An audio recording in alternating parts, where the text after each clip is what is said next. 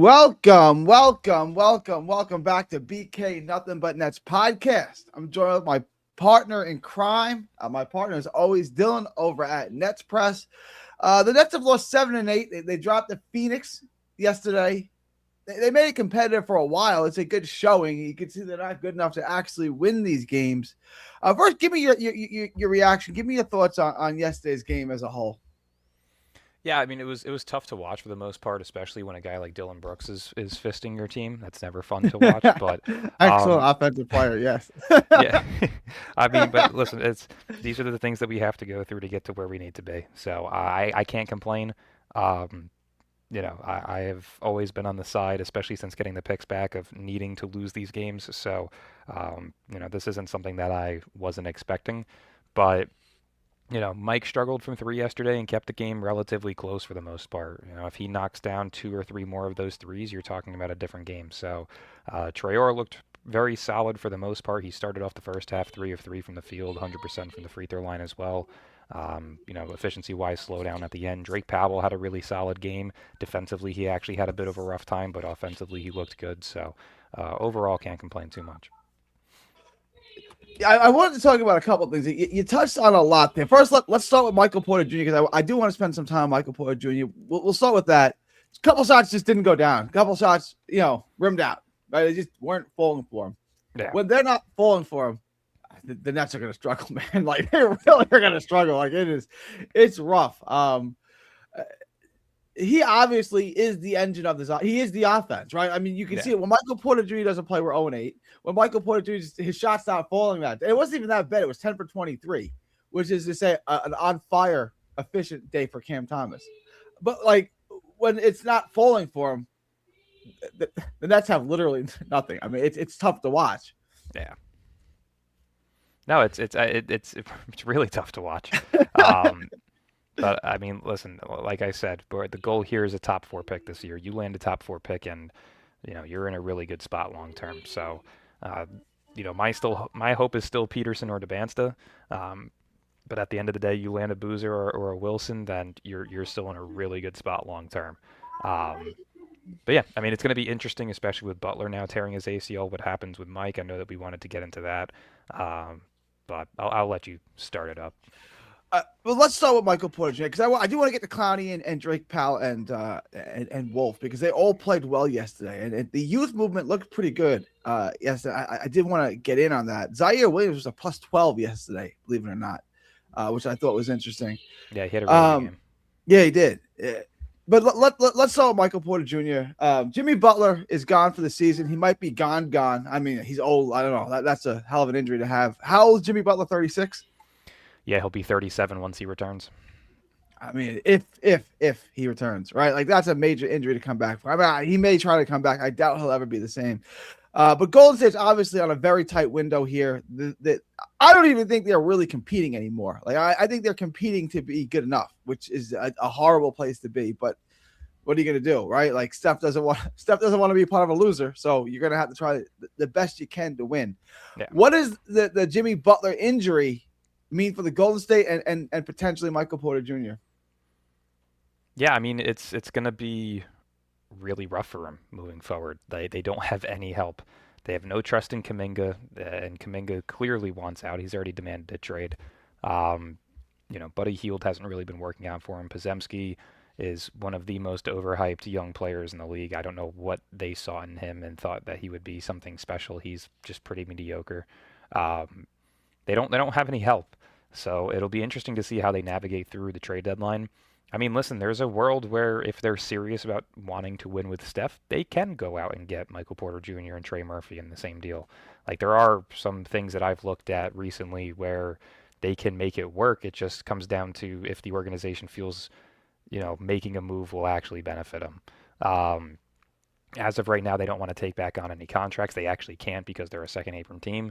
But moving on from Jimmy Butler is going to be the only way to navigate through that financial restriction. So, I mean, I've looked at a couple of trades. I can propose them if you'd like, just so this way. Yeah, I want to do that. Yeah. So let me ask this question first, because if I'm Golden State, I'm saying this is my opportunity to blow it up, right?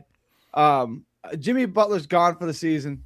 Sorry, guys. Tried. Jimmy Butler's gone for the season. It's time to blow this up. We're not really competing anyway. Yeah. Any chance Golden State does that, or like they just owe it to Steph? They can't. They can't do that. I mean, I think the right thing to do as an organization is give him the best opportunity to win. I would be interested in moving on for him, but I don't know if Steph would be. Um, like you've got years of history there. He's never been on another team, and I know from his point of view that he's always said that he wants to stay in Golden State. So I don't know. I mean, if the time comes to where they feel that he needs to be moved to help him out, I think they would do it. Like a team like Orlando makes a lot of sense. A team like maybe I mean, it's crazy to say, but like if Houston figured out a way to do it, that would make a lot of sense. I really think the team that makes the most sense, surprisingly, is Charlotte. Being from there, his dad playing there, maybe go end your career and try and get Charlotte into the playoffs and make a little push. But I don't know. I mean, there's certainly going to be teams who want Steph Curry on their roster. So Yeah, his dad just got his number retired. His dad's also the color commentator for the Hornets, so it's yeah, obvious he's well connected there in Charlotte. Leaf All is right, let's. telling us to let him in. You want us to give us 5 minutes, All right, Leaf? We'll throw a link yeah. in there in a couple minutes. I did want to get. I got all these hypothetical trades. First, like, what is a trade that I'm going to give you Sean Marks' hat. You get his job for the day. What is a trade that with Golden State? It can be a three-way. It can be whatever. What's a trade for you that puts Michael Porter Jr. to Golden State? Like, what's a trade you're willing to accept? I'm looking at Fanspo right now. I know you guys can't see my screen, but realistically, I mean, let me work it. So you've got Jimmy Butler heading to Brooklyn. He's out for the season. You can try and flip him in the off season. Michael Porter Jr. unfortunately would be heading to Golden State in this deal. Trey Murphy would be heading to Golden State in this deal. You'd have Jonathan Kuminga heading to New Orleans, or no, I'm sorry. You would have Jonathan Kuminga heading to Brooklyn in this deal. Nick Claxton heading to New Orleans, and then Sadiq Bey heading to Golden State, and Yves Missy, the Pelicans' young center, heading to Brooklyn. Um, let's see. Financially, Brooklyn actually has to give up a little bit in that deal. Golden State's got a little bit of cap there, so we'll send Haywood Highsmith also to Golden State. So if that is how it works, let's see, you'd have Nick Claxton heading to New Orleans. Maybe Golden State looks to move on from Buddy Hield in that deal and send him to New Orleans as well, which we can do that right now. Um, Overall, let's see. So yeah, Nick Claxton and Buddy Hield to New Orleans, Michael Porter Jr. and Trey Murphy, Sadiq Bey and Haywood Highsmith to Golden State, Jimmy Butler, Jonathan Kuminga, and Yves Missy to Brooklyn. Brooklyn would be taking on $10.5 million in cap space. Golden State would be freeing up $10.5 million in cap space, and New Orleans would be taking on $100,000 in cap. So financially, it works. Picks would have to be determined from there. I think if Brooklyn is taking on Jimmy Butler and Kuminga, while also giving up Michael Porter Jr., I think that the Nets would get the 2026 Warriors pick as well as the 2032 Warriors pick. I'm not sure if they'd have to add a protection to that or not. And then I also think that the Pelicans would be getting the 2028 Warriors pick. So So I'm getting first-round two picks. picks and Kaminga. Two picks, Kuminga and Missy, yeah. That's a pretty good value. I mean, like you're bailing Golden State out with that trade, right? Like you really are. Like you're giving them $10 million of wiggle room and cap space. I imagine you're getting them under the second apron. If they're clearing up 10.7 million, they'd be 1.1 over the first apron. So they could, make an additional move. Say they want to move on from Moses Moody, maybe they can do a separate deal for a guy like Ayo Dosunmu. They'd still have the 2031 first round swap if they want to go all in. So there's a way to do it if they would, but I'm sure they'd figure out a way to get under the first apron. Realistically, having Trey Murphy under contract for 4 years, Michael Porter Jr. for a year and a half, you'd have Sadiq Bey on a 2-year deal, Haywood Highsmith expiring. They'd be able to work around that. Like that's not completely out of the realm, but being able to save that much in cap space and still being able to move off of Moses Moody or Podziemski, maybe packaging them both together to see what they can get out of it. Maybe they can get a Kobe White out of it. Who knows? Does Golden State, is that something Golden State entertains? I mean, I think so, but I don't know what their thought is. I don't know what their plan is. Is that something Golden State entertains, or is that too much for Golden State? I mean, realistically, I think the only person here that doesn't entertain it is New Orleans. I still think that they're going to seek 2 first-round picks at a minimum for Trey Murphy, which means, does Golden State have to give up that 2031 first round pick swap to them also. So they'd be giving up 4 total first round picks in this deal. Like, if they're ready to go all in for Steph and try and win with him, then yeah, I could see it happening. Maybe even being able to grab Kevon Looney back from New Orleans. Like, they would have the cap space to do so in this deal. So if I add him in here, they'd still be freeing up 2.7 million. So this is what the total deal would look like. Jimmy Butler, Kuminga, Missy, 2026 unprotected from Golden State, and a 2032 unprotected from Golden State. Michael Porter Jr., Trey Murphy, Kevon Looney, Sadiq Bey, and Haywood Highsmith to Golden State. New Orleans would get Nick Claxton, Buddy Hield, a 2028 unprotected first from Golden State, as well as a 2031 swap. Like, that to me is very doable. So give me Golden State's starting lineup if we hypothetically made that trade. So it's Steph, Murphy.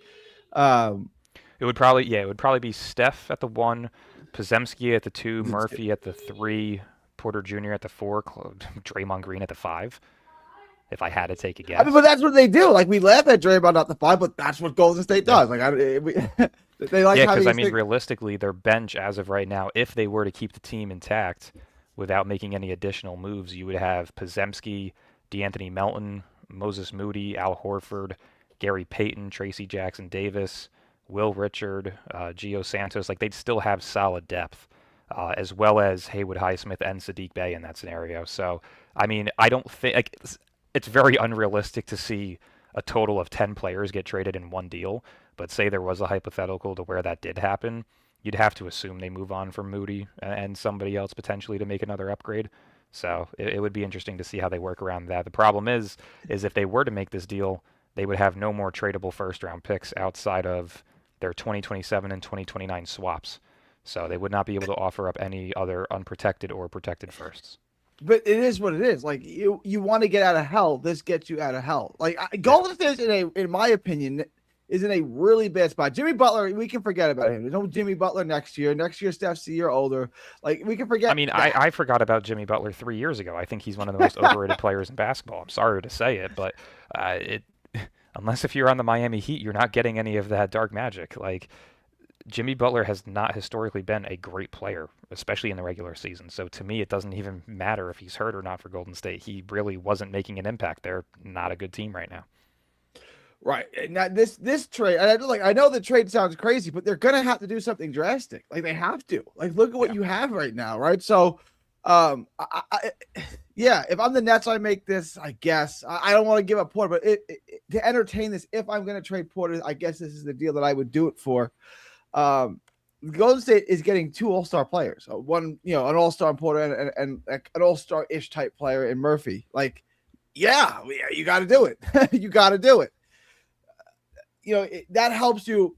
Porter and Murphy are great players that you can have for your next chapter, whatever the post-Steph chapter, hypothetically. I don't know how much longer Steph's going to play. So Golden State has to do it, and it gets you out of cap hell. It gets you under the second apron, almost under the first apron. So yeah, you have to do it. I know you're losing all your draft capital, but what are you get? Like, you're in hell right. You're not in a good spot right now if you're Golden State. Like, that was not well managed. And I still, even after all of that, because your center is Draymond Green, I still don't think you're competing. I don't. Like, how are you really competing against Houston or Oklahoma City with Draymond Green as your 5? Like, how are you actually going to match up with them in a 7-game series? Yeah, you're not. All right. Let me. Are there any other trades? Or is that the? I mean, that was like the big one that I was looking into. Realistically, if you're looking to go a different route, maybe Golden State isn't looking to give up that much in terms of draft capital. Maybe you throw in Sacramento, replace Trey Murphy with DeMar DeRozan, where Golden State still gets Michael Porter Jr. So let's see, Mike to Golden State, DeMar to Golden State. You would have probably Jonathan Kuminga heading to Sacramento, Jimmy Butler heading to Brooklyn, and then maybe, I mean, I feel like they wouldn't take Nick Claxton in Sacramento. I don't think there's a need for that at the moment.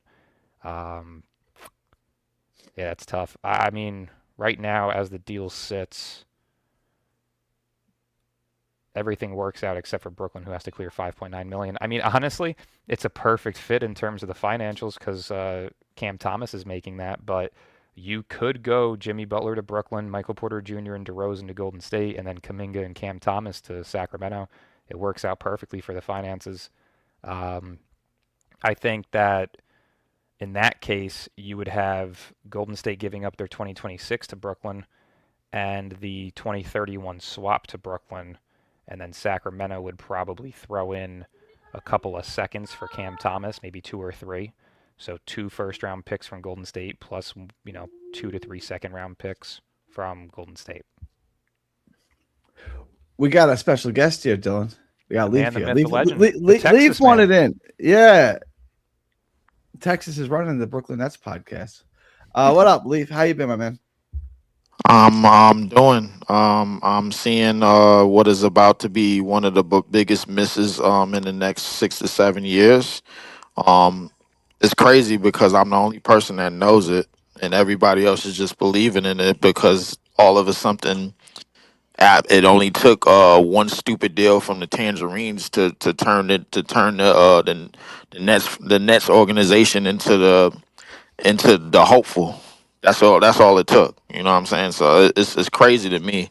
Dylan, do you go to church at all? I do not, no. Well, you don't start now because not even nobody up in the sky is gonna help us. And I need people to understand that there's three processes. Why is it that bad? Why is it that bad? It's that bad because for us.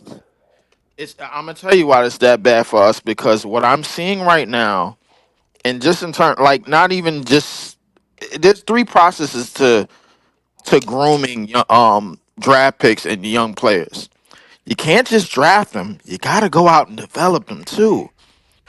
And our track record in terms of development is not that great. Jordy's track record and anybody on our coaching staff's track record in terms of developing rookies is not that great, and developing young players is not that great. Well, let me interrupt here for a second. How can you say that when Jordy's been in Sacramento and Denver, he's helped develop players like Michael Porter Jr., Jamal Murray, Nikola Jokic, Domantas Sabonis? He didn't help with that. How not? How so?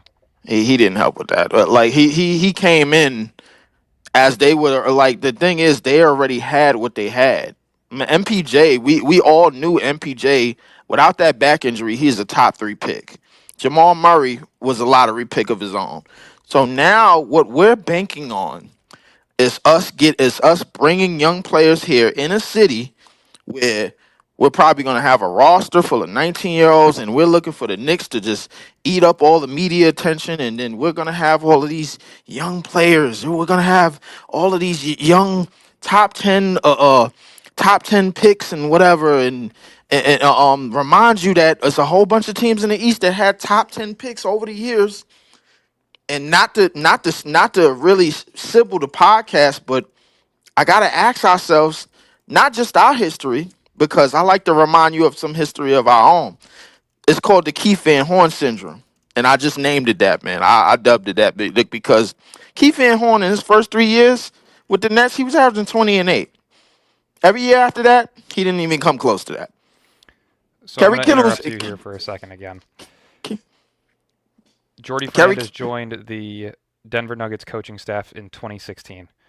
The year that they got Jamal Murray, I know. Yep. So he's helped develop Jamal Murray. He's helped develop Michael Porter Jr. The year that he went to Sacramento was in 2022. That just so happens to be the same year that Domantas Sabonis was traded to Sacramento. So he's helped develop Domantas Sabonis as well. So we can't say that he doesn't have a track record of developing younger players or players that join his team. Domantas Sabonis, when he was in Indiana, was not an all-star caliber player. He went to Sacramento and became a star caliber player. Jamal Murray entered the league and was a solid player. He's now a star caliber player. Same thing with Michael Porter Jr. Entered the league with a bunch of injuries, but was developed into a third option contending role player. Now in Brooklyn under Jordy Fernandez, he is a star. So I don't think that you can really say that Jordy Fernandez has never helped to develop the player. You're looking at Nolan Traore, who's taking steps in the right direction at the NBA level now compared to his first games or even his summer league games. You're looking at Drake Powell take steps in the right direction. prior to his summer league games and his G League games. Yegor Zhomon, though a bit inconsistent at times on the offensive end, has developed a three-point shot that he didn't have prior to this. That was his biggest concern. So, I mean, we really can't say that he hasn't developed players. He's had one full year. He hasn't even had a full year to truly develop a rookie. But even so, on his prior jobs, he's developed players into star-caliber players. Well, what I will say to that, first off, Sabonis was an All-Star twice in Indiana, by the way. That's more times than it. Yes, I'm looking at it right now. I can send you a link. I'm looking at it right now. It's easy to look up. I didn't know. I didn't know he was an All-Star in Indiana. Yeah, it's crazy that you looked up the Denver shit, but somehow missed the Indiana shit. But that's all I did is look at when the players were drafted and when Jordy coached them. That's all. Well, when Jordy was on the coaching staff. Now, when Jordy is actually coaching them as the leader of that coaching staff, shit looks a whole lot different. When you're actually, he's been a coach with rookies for 4 months. Yeah, he's been the coach for rookies for 4 months, and a young player last year in Noah Clowney. So my thing is who's that taken steps in the right direction. Who's averaging? Has he? I mean, if you compare the stats between the years, yes, he has 100% taken a leap in the right direction. I mean, he's taken leaps in the right direction, but it's not leaps that we could be proud of. I mean, like, come on, Why bro. not? Like, he went from 9.1 points last year to 13.2 this year. Right, he went from 35.8% from the field last year to 38.9 this year. The 3-point percentage is slightly down, but his 2-point percentage is 10% up. He's averaging one more assist per game. He's averaging 0.2 more rebounds per game. That's cool, but if you're if you're a Nets fan, that's not saying much, bro. Yeah, like, Clowney was drafted in the early 20s. This isn't a guy that you're expecting to be a star.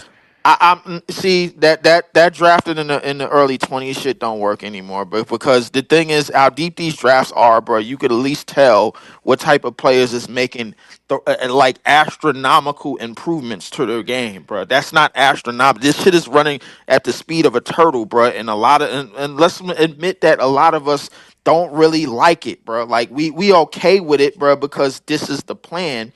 All of a something because the Tangerines decided to drop 5 number 1 picks and first round picks in our lap. That's what this all stemmed from. That if it wasn't for the dumbass goddamn Tangerines, we wouldn't be talking about this goofy shit, and we wouldn't be talking about being a borderline play-in team, probably not even a play-in team with no draft capital. What's better? I mean, listen, Kenny Atkinson seemed to make it work, bro. Like, I mean, like, come on. And look where that led to. Nothing. We still have it was about in the hardware. We still have it was about to lead to something. It was about to lead to something until Kevin Durant and Kyrie just decided to just. If you truly believe D'Angelo Russell, after that one historical season, was going to continue on pace and be an all-star, in which he proved he couldn't be in Golden State or Minnesota. Hang on. Then that's absurd. Look at that next year with Golden State. He got even better. He did. Exactly. Did he? But he got even better. Yeah, he did. Across the board. He did. Ended up getting traded. He ended up getting traded because the politics of the league, bro. Like, we gotta. He wasn't helping impact the game of winning in Golden State. He's an individual player, hence why he's never been able to find a real team. Because Golden State did well. We gotta remind ourselves Steph did get injured for the season in Game 3, and then COVID came around and then changed the whole world, bro. Everybody got Thanos snap, bro. So like that doesn't really. I don't think everything we can really. Sounds like excuses to me right now because it seems like it happened though, bro. Like you can say excuses, but the reality is he played his best basketball as a Brooklyn Nets. So, like, my thing is, with that system, with Kenny Atkinson so what joining you just along, said is that D'Lo had his best season under Kenny Atkinson with his 1 year in Brooklyn, correct? That's what you're saying? I mean, numbers don't lie, man. Correct, which is why Michael Porter Jr. is having the best season of his career under Jordy Fernandez in his 1 year in Brooklyn. So again, how can we come back and say that he doesn't develop guys? Well, the thing is that's not really development. That's just more shots.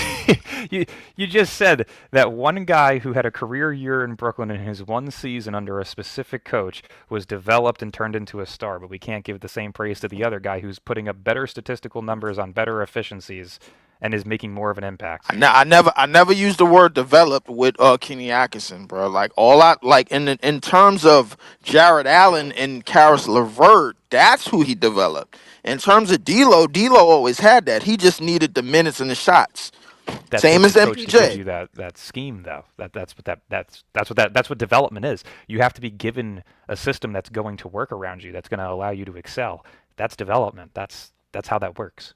I suppose, but at the same time, bro, I really don't see that in a lot of the players that we've drafted so far, and I don't think I'm gonna see that So has in Nick the Claxton future. not developed under Jordy Fernandez in his last I year and a mean, half? he has, but he's gonna be gone soon, so it's not gonna matter. But point being is that's another player that's developed under Jordy, correct? Correct. What? Yeah, that's fine, but what we're trying to develop So is far that's 5 somebody. players that I've mentioned that have so far developed under him in at least the last 4 months.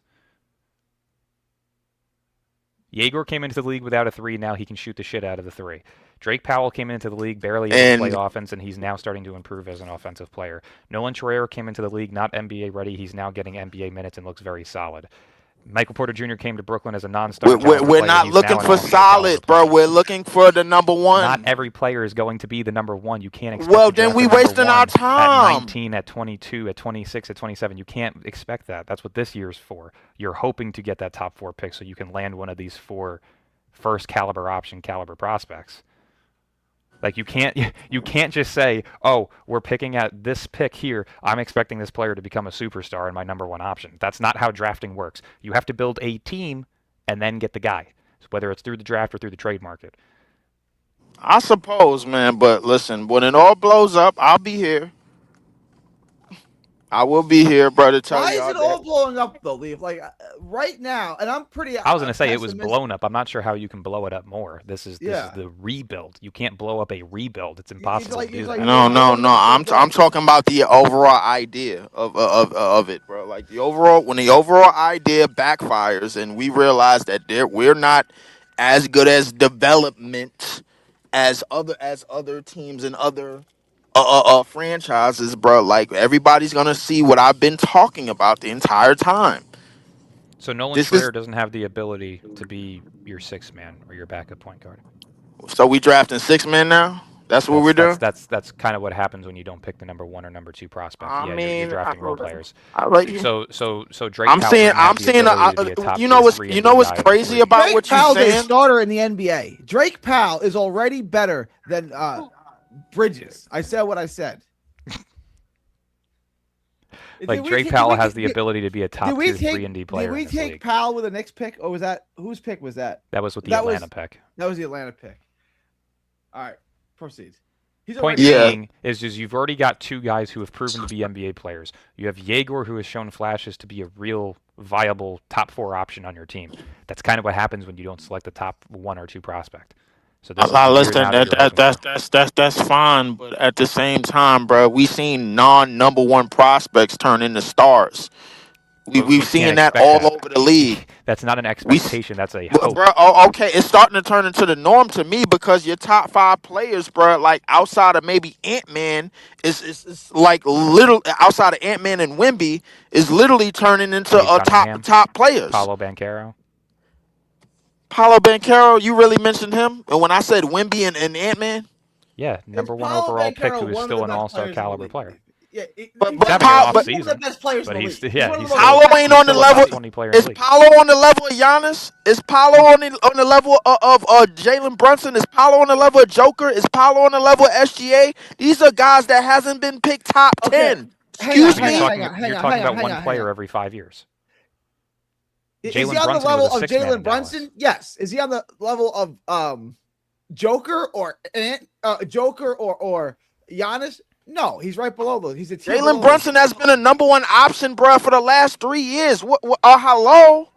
And he came into the league as a non-first, second, third, or fourth option player. So point is, Cade Cunningham, top 5 pick. He's over in Detroit.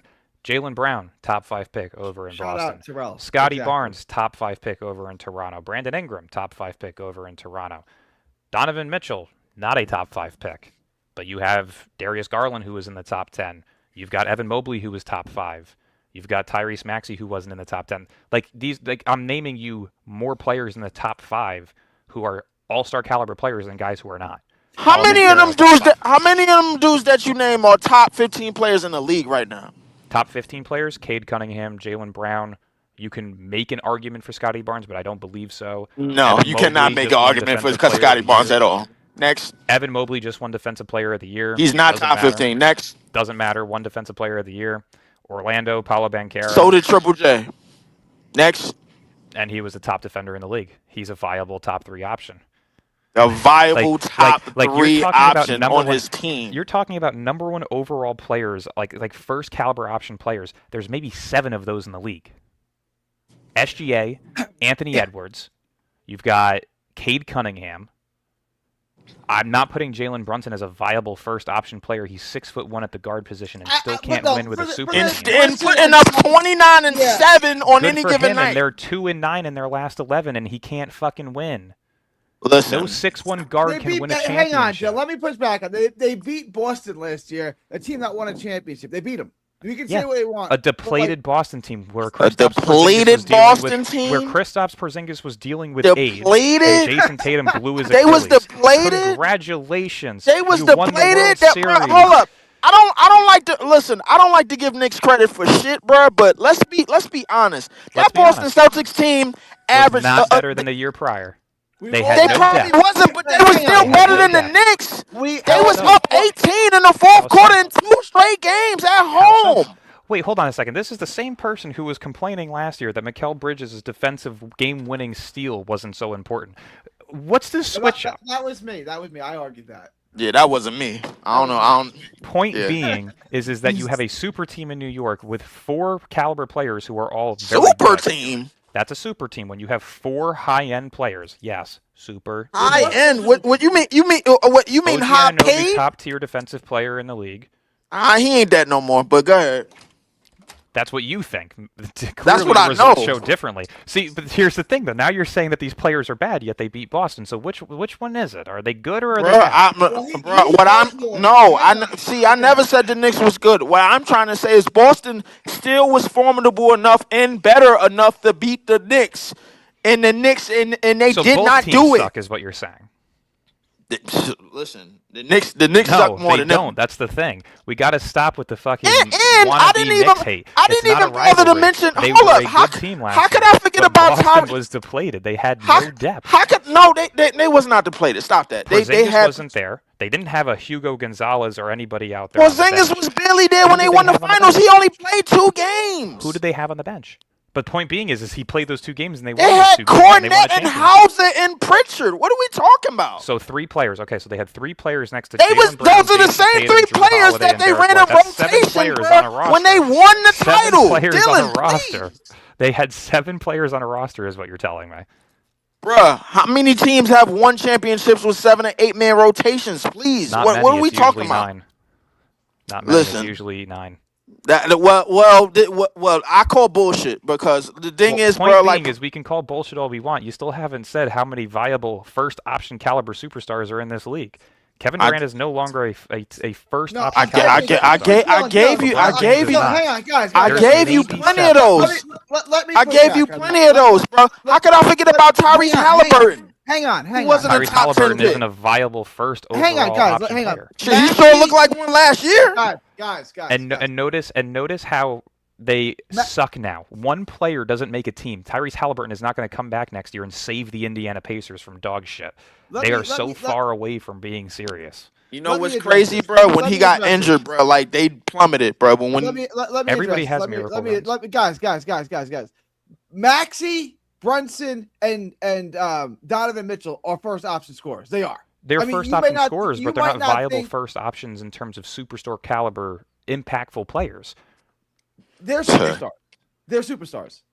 You can Especially they are especially all Snyder and they are Brunson. all stars. they are all stars. A superstar is a loose term that is given to way too many people. There is not that many superstars. I guess Halliburton is just the all star then. He is. He's just an all-star. Sure. Like you could just frontline your team to the finals and be on the brink of winning it all against one of the best regular season Trae teams Young brought ever. his team to the Eastern Conference Finals with one of the worst rosters in basketball. Was the first team to come out of the play-in and make it to an Eastern Conference Finals. What would you consider Trae Young? Well, Thank you. So next question. First off, that's a lie. He was in 5th seed during that year. By the way, Just to let you know. They were a 5th seed that year. Are you sure? Yeah, they were 5th seed that They year. were. Yes, It they was were. a 4-5 series. It was a 4-5 series. It was a 4-5 series when they played the Knicks. So don't lie. So let's do our homework. The thing about Tyrese Halliburton last year, bro, like if you don't want to say he's a superstar, shit, the damn near like you see playoff series after playoff series where they going to him at late in the games.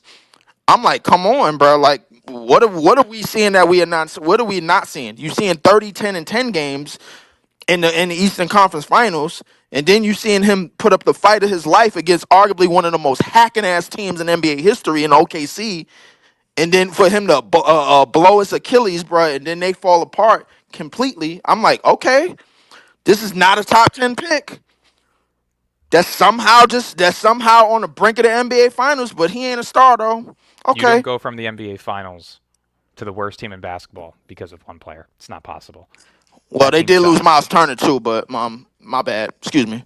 Yes, they did. All right, let me bring this back. Let me steer this back to the topic, which is Michael Porter Jr. Leaf, we talked about the Michael Porter Jr. trade. What are your thoughts on trading Michael Porter Jr., the three-way deal, the three-team deal with New Orleans that Dylan proposed? What are your thoughts on that, and what do you want to see happen with Michael Porter Jr. at the deadline? I like any deal. I'm be honest with you, bro. I retweeted almost every deal that included the Warriors, bro, because I seen 2 first-round picks. And I know as long as the Nets have this front office available, they're gonna screw up all them picks anyway. So I just want to see it happen, so I could come back to pages like this and tell people that, yeah, I told you so. That's all I wanted to do. So I kind of wanted it to happen. You're fine with moving on from Michael Porter Jr.? Yeah, I'm cool with it. So I can finally tell people about these picks that they want so badly. Yep. I don't know what to make of this comment. You want to. This is a typical New York fan. That's the problem. The expectation of a rookie in the city of New York is pathetic, and this is the exact reason as to why certain organizations feel that they can't rebuild properly because they have to deal with the stupid shit being said on the internet about how, oh, this is a slow rebuild. It's been 4 fucking months. Shut up and wait 3 years. It's not difficult. It's not like we have a championship in the hardware case to where you can say, oh, I'm so used to winning. We need to win now. It's been too long. I'm a Steelers and a Yankees fan. I can complain about them because it's been since 08 and 09 since we've won a championship. The Nets haven't done shit in my fucking lifetime. We can wait another 2-3 So years. what that It'll mean? be I all right. gotta wait because they're the Yes, Nets? Yes, you do. Yes, rebuild No, properly. We haven't done a real rebuild in the last 20 years. You'll be all right. I promise. The Nets 2-3 have years never down the really line. done it. I mean, outside of like Kenny Anderson when that and rebuild Derek finished Coleman, and fall on they've his never face, and then really we done a still got rebuild. nothing, bro. Can I come back here and say? Can I say Feel I was free. right? Feel free. Great, cool. Because I'll be saying the same exact thing. When they potentially land a top 4 pick this year, when they have the most cap space in basketball in 2027 as a viable destination with a bunch of young talent and a great coach, And do what with it? we'll have a different debate. When they're in the And do playoffs what in with 2 it? years, we'll have a different debate. And they in the playoffs in 2 years. 2 years. 2 years. So 2 2 years. years from today. Not next season. The following season. To the following season. You are certain. You are certain. 28, they'll be in the playoffs. 2028. Playoffs?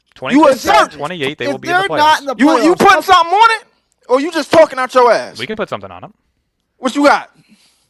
Name a premise. guys, timestamp this. You gotta save this for 2 years. 2028. We gotta. 2028. They are The above 2027-28 500 team. season, they will be a top 8 seed in I'm the not. playoffs. I'm a top 8. No. That Top ain't 8 good seed enough. and in the That ain't playoffs. good Yep. enough. That ain't Yep. good enough. Nope. Top six. Nope. Are they playoffs? I need top 6 or What's the- better, bro. Top 8 is a normal playoff team. Where I'm going. Bro, with now them. stop it. That's how I'm Stop basing it. on. Stop it. So, Stop yes, it. They will be Stop there. it. That playing shit, bro. I'm done with that, bro. Like, stop that. They I need better top be. 6. They better be in the top 6. I'm being dead ass. They better be in the top 6, guys. There are 15 teams in the East. 15. Being 6th out of 15th is not that big of an ask, especially when you got all of this capital for Kevin Durant and like top 6. That's an unreasonable ask. They better be top 6. I'm just ready. Cleveland won't be a top 4 seed in the East in 2 years. New York's probably not going to be a top 4 seed in the East in 2 years. Philly's not going to be a top 4 seed in the next 2 years. Orlando, depending on what's going on with that Paulo backcourt Banchero. shit. The 6'2" and the 6'4" guard, they're gonna bring them to the promised land. I doubt that. I mean, shit, we only talking about the playoffs here. God damn. They better be a top 10 team next year. You don't have your picks anymore. You better be. You Exactly. better be a playing team. Yeah, that's better the point. That's as to why you trade Nick Claxton for another good pick this year. That's why you spend a little bit of money in the offseason. That's how these things work. You're basing it on the team that they currently have constructed now. You're not talking about the fact that they have over $30 million in cap space this year that potentially, if they were to move on from Michael Porter Jr. and Nick Claxton, that they could have upward to $70 million in the 2027 offseason, which is headlined by over 10 star caliber players and about 30 other top 5 option players on a team.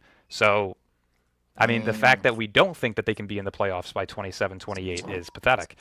If they do this this properly, all sound which is cute, how it bro. works, Like I ain't gonna lie to then you, it'll bro. work. This all sound nice and cute, bro. Because I It know sounds like that you got to pick a new team. no, it don't. It sounds like this team has defeated you. No, it hasn't. It hasn't It defeated me, seems bro. like Like no, it hasn't defeated me. What's defeated me is the front office, bro. Like that's what needs to change. What's defeated me is We the all agree coaching on staff. that.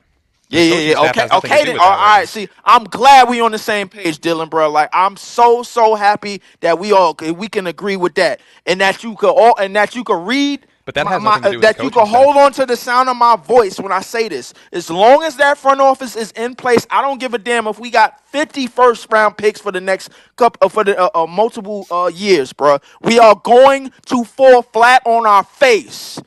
It's just, that they can't, simple. like they're the Jets. Like they can't even make the playoffs. They can't be 500. No, this is gonna be worse than the Jets. Wow. It's gonna be worse. It's gonna be worse. This is called delusion. That's It's how, not that's delusion, how bro. that works. Because if you strongly believe that Sean Marks is gonna just work magic, bro, like all this time, and then leave it in the hands of Jordy Fernandez to just build all of this shit with everybody being in the background, bro, I promise you, this shit is going to fail, and everybody that wanted this is gonna look stupid. Work magic. They said be a top 6 team in 2 years. That's not working. That's not magic. That's not working magic at all. I could fucking do that if they gave me the job. It's not that difficult. is not working. Like I'm hoping they do give Dylan It's the not job. difficult. I mean, realistically, the only teams in the Eastern Conference as of right now, 2 years down the line, that look like they can even remotely be a top 6 seed. We don't know. Detroit, Toronto, Orlando, depending on what happens with Paulo. Nobody knows. Charlotte. I'm putting Charlotte up there with what they have. Charlotte? Oh hell no. Charlotte. Yes. Like maybe. No. Yes. Charlotte Tom been Knappel picking is in a the true- they've been picking in Tom the top Knappel is a 5 true for second forever, option. bro. Like, come on, bro. Like, Tom Knappel's this a true second option, depending on what they do with LaMelo or Brandon Miller moving forward. you They guys have to have pick. teams. Oh, They have to man. pick between one of the two. You But got they have to pick Detroit, between one of the you two. got So at some point, they're Boston. going to get somebody. Con Knappel has yet to have a game plan getting drawn up against him, bro. Like, and that's one of the What do you mean? There's been reasons. multiple games where he's been doubled now. I suppose, man. But I mean, it is Like, what it is. Right now, Orlando is the 6th seed. Are they working magic in Orlando? No, they got a good pick, and they've done a pretty bad job around building around them, and they're still a 6th seed. Like they didn't really. Their biggest problem is coaching. They have Jalen Suggs. They've got Franz Wagner. They've got Paulo. Like, there's no reason for them to not be better than what they are. They should be better than Philly. They should probably be close to Toronto. And They they should got be and they better got than the Toronto. and They they should got be the better little. than Toronto. I ain't gonna lie. They supposed to Anthony realistically. They supposed to realistically be top 4, bro. They got they got the Ninja Turtle that they wanted, bro. Like, and then now I could agree with them. The problem is coaching, bro. At times, bro. Like, listen, it's a lot of bad decision making on the sideline going The on. same It thing is with what it. Cleveland right now. They should be a top 4 team, but they have a coaching issue right now. They also have just a overall foundation issue. Why they think Jared Allen is a viable starting center is pathetic. Why I would go with a 6'1" foundation Garland issue. and Mitchell together is horrible. I would go with a foundation issue, bro. You don't turn a team. You don't grab the team from JB Bickerstaff and turn them into a 60-win team, and then you got a coach. Cleveland right now is what the KD Kyrie era was in Brooklyn. They're done this year. They're going to blow shit up. Probably. Garland's going to be gone. Jared Allen's going to be gone. DeAndre Hunter's going to be gone. Probably. Their time's over. I'm willing to put money up, bro, that Washington is going to be ahead of us, bro, before 2028. Based on the current core that they have, maybe, depending on the pick that they get this year. And I don't think it's a maybe. But, I mean, we really can't say if it's going to be a maybe or not. We're better than them right now. I don't get why That's you crazy. Leave. Let me just like kind of pepper you with a bunch of questions here. Like I'm not trying to like interrogate you, but do you think Yegor is a solid player? He is. I mean, I think he's coming along okay as a shooter, bro. But I think it's parts of his game. I don't know parts of his game that can improve that typically that are very, very bad right now. You know what I'm saying? Like Just in terms of, I'll be the first to admit, bro. The way Jordy is running these young players, bro, is not the best right now, bro. Like I'm sick and tired of seeing Danny Wolf at the 3. He doesn't belong there anymore, bro. Like Understood. But is Danny Wolf? Is he a backup big in the NBA? Is he a guy that can play a backup 4 and 5? he should be more than that. I ain't gonna lie to you. But is he at least that? Yeah, yeah, of course he is. I Okay, think so that's a quality role player, right? I should be more than that. Is Drake Powell a good player? Drake Powell, I think Drake Powell has he has all the physical attributes to be that. Yeah. Okay, so you got a good player in Yegor, and you got another starter in Drake Powell and a depth piece in Danny Wolf. That's pretty good draft class right there, right? Is Michael Porter Jr. a borderline all-star player? This year, absolutely. Okay, so now you've got a second option. So you got a second option. You got Yegor, who's a really good now player, all you got to really do is starter. get your first You option, got bro. Drake Powell, who's an excellent role player, right? So all you're missing. Now all you missing is bro. You, yo, oh my God. We have all the cap space in the world in 2027. Yo, bro, we only missing the first option, bro. We could go out and buy one if we don't get one in the draft, man. Yeah, Come on. Lots of teams do it. Oh my God. The Knicks did it. The Knicks did it twice. If the Cleveland Cavaliers can do it, why can't the Brooklyn Nets?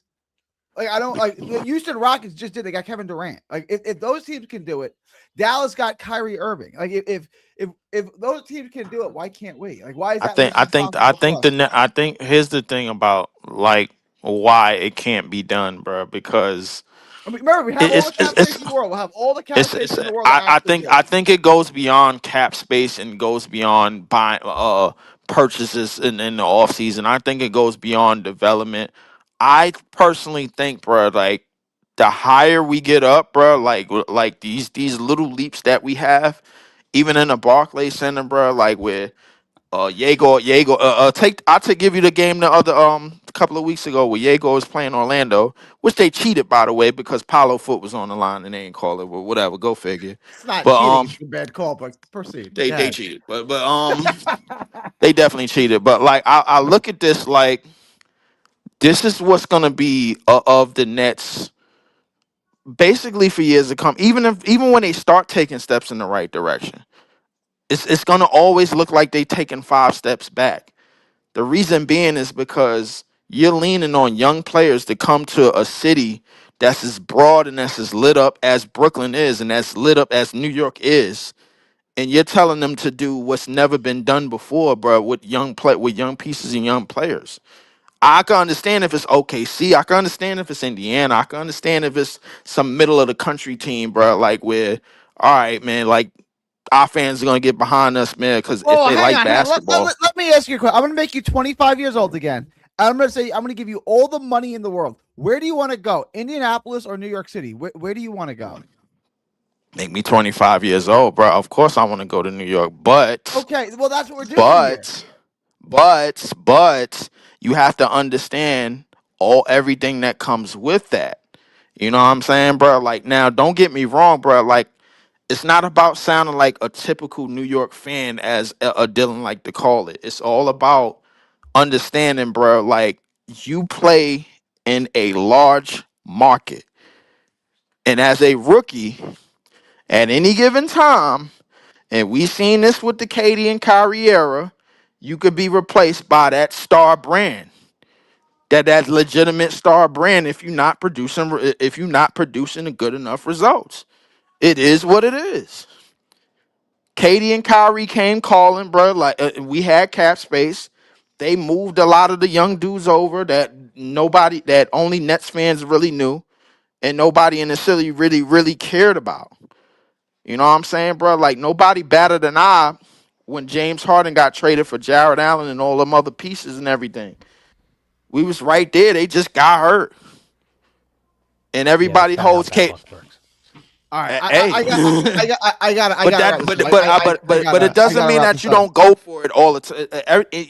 Anytime that happens, I guarantee you the Nets go for that. To go for that home run swing all the time. That's what every organization would do.